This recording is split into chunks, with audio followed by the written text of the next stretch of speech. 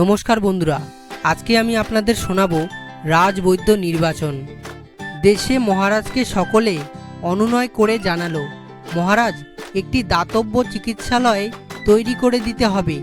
মহারাজ কৃষ্ণচন্দ্র অচিরে দাতব্য চিকিৎসালয়ের বাড়ি তৈরি করলেন।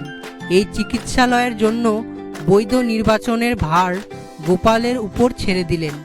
বললেন, কি হে গোপাল, উপযুক্ত একজন বৈদ্য নির্বাচন করতে পারবে তো? মনের মতো ভালো বৈদ্য না পেলে কিন্তু চিকিৎসালয় বন্ধ করে দেব, সে কথা যেন মনে থাকে। গোপাল মাথা নেড়ে বলল, আমার ওপর ভরসা রাখুন, নির্বাচনে ভুল না হয় তার ব্যবস্থা নিশ্চয় করার চেষ্টা করব। বৈদ্যরা গোপালের সঙ্গে দেখা করতে এলো, কারণ গোপালের উপর বৈদ্য নির্বাচন করার ভার পড়েছে। গোপাল যাকে ভাববে তাকে নেবে, সেটা মহারাজ মেনে নেবেন। গোপাল তাদের সকলকে বলল, রাজা আমার উপর বৈদ্য নির্বাচনের ভার দিয়েছেন বটে, কিন্তু উপযুক্ত রাজবৈদ্যের সন্ধান পাওয়া খুবই মুশকিল ব্যাপার। কোথায় আছে শতংমারি ভবেদ বৈদ্য? সুতরাং বেশি রোগী না মারলে রাজবৈদ্য হওয়া যায় না। অতএব আপনারা এখন বলুন, কার হাতে কত বেশি রোগী চিকিৎসা বিভ্রাটে পটল তুলেছে? সকলে যে যার রোগী মারার কথা তাই ফঠাৎ করে বলতে লাগলো।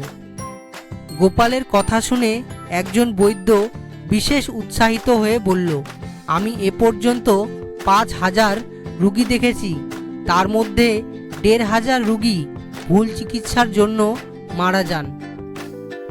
অতএব রাজবৈদ্য হিসাবে নির্বাচিত হবার জন্য আমি নিজেকে উপযুক্ত মনে করি। আরেকজন বৈদ্য বলল, ভুল চিকিৎসা চালিয়ে আমি আরও বেশি রুগী মেরেছি। আমি এ পর্যন্ত ৬,০০০ রুগী দেখেছি, যার মধ্যে ৩,০০০ রুগী আমার চিকিৎসার গুণে মারা গেছে।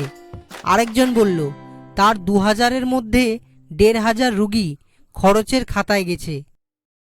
আরেকজন বুক ফুলিয়ে বলল, আমি এ পর্যন্ত ৮,০০০ রুগী দেখেছি, যার মধ্যে ৫,৫০০ রুগী আমার হাতের যশ আর তাদের কপালের গুণে মারা গেছে।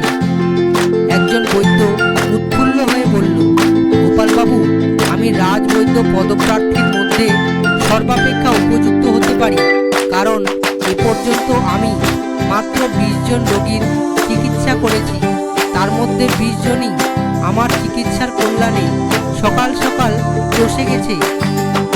মাঝবয়সী একজন বৈদ্য কোনো কথা না বলেই চুপি চুপি স্থান ত্যাগ করেই চলে যাচ্ছিলেন। গোপাল দেখতে পেয়ে তাকে ডেকে বলল, আপনি যে কোনো কথা না বলেই চলে যাচ্ছেন, আপনার বক্তব্য শুনলে আমরা আনন্দিত হব। আপনি কত বেশি রুগী মেরেছেন, আপনার হিসাব না দিয়ে চলে যাচ্ছেন কেন? কবিরাজ মশাই হতাশ হয়ে বললেন, আমি আর এখানে থেকে কি করতে পারি বলুন? আমার পক্ষে রাজবৈদ্য নির্বাচিত হওয়ার কোনো সম্ভাবনা নেই দেখছি, কারণ এ পর্যন্ত আমি ২০,০০০ মতো রোগীকে চিকিৎসা করেছি, কিন্তু তার মধ্যে ২৫টার বেশি রোগীকে মারতে পারিনি। তবে কি করে আমি এ কাজ পাবার ভরসা পাবো বলুন? আমার একমাত্র চেষ্টা রোগীকে ভালো করা। সেই কবিরাজের কথা শুনে গোপাল মহারাজ কৃষ্ণচন্দ্রের কানে কানে বলল, মহারাজ, ইনি রাজবৈদ্য হওয়ার উপযুক্ত, আপনি ওকেই রাজবৈদ্য নিযুক্ত করুন মহারাজ। এর মতো উপযুক্ত লোক একজনও নেই আমাদের এই রাজ্যে। গোপাল এইরকম অভিনব পদ্ধতিতে রাজবৈদ্য নির্বাচন করায় মহারাজ কৃষ্ণচন্দ্র খুবই খুশি হলেন। এই বিজ্ঞ কবিরাজি রাজবৈদ্য নির্বাচিত হওয়ার ফলে জনসাধারণের বহু উপকার হলো। বন্ধুরা, ভিডিওটি যদি ভালো লাগে তাহলে একটি লাইক করে দিন এবং চ্যানেলে পাশে থাকার জন্য সাবস্ক্রাইব করে বেল আইকনটি বাজিয়ে দিন, এবং ভিডিওটি যদি ইন্টারেস্টিং মনে হয় তাহলে বন্ধুদের মাঝে শেয়ার করে দেবেন। ধন্যবাদ।